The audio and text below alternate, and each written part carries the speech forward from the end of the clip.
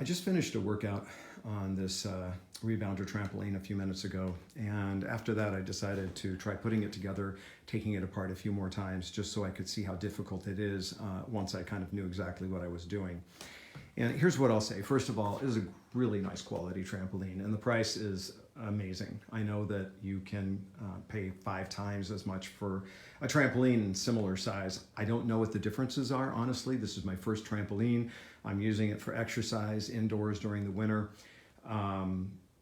It's kind of like jump roping in a way, which I really love to do in the summertime for cardio.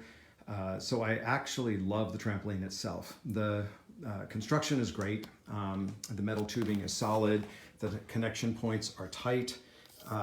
Everything about it, the protective cover around the border here is quite thick. It does a great job. Look at these springs, stainless steel springs. Everything is really great.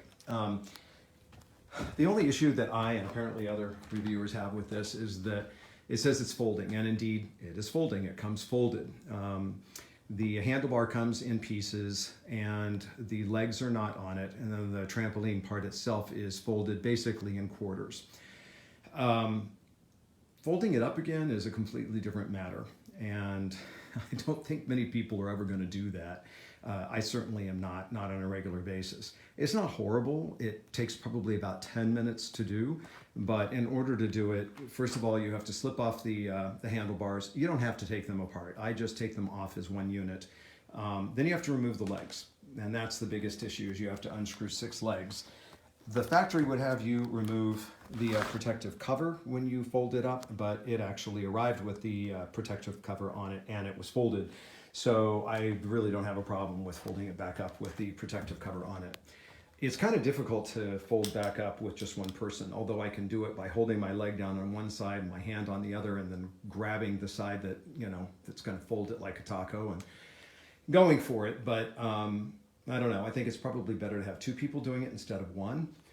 And the fact that you have to remove 6 legs in order to fold it back up is just a hassle that I think most people are not going to want to do unless you're really, really tight on space. Because when you think about it, once you take these handlebars off, all you're left with is this disc of the trampoline and legs, which are about, 8 inches, 6 to 8 inches high.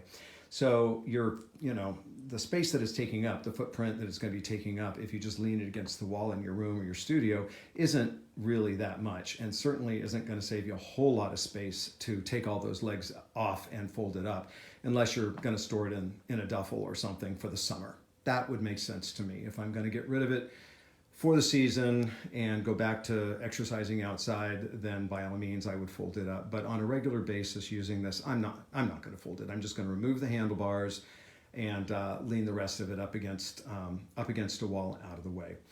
So I guess I'm probably going to give this a 5-star review. It's really 4.5 stars because I kind of got the impression that it was more portable than it is, but it's such a quality piece of equipment at such a good value that I think it does deserve the full 5 stars. If you're a beginner, you're interested in doing trampoline work, rebounding work, this is a great way to get introduced to it at a really reasonable price.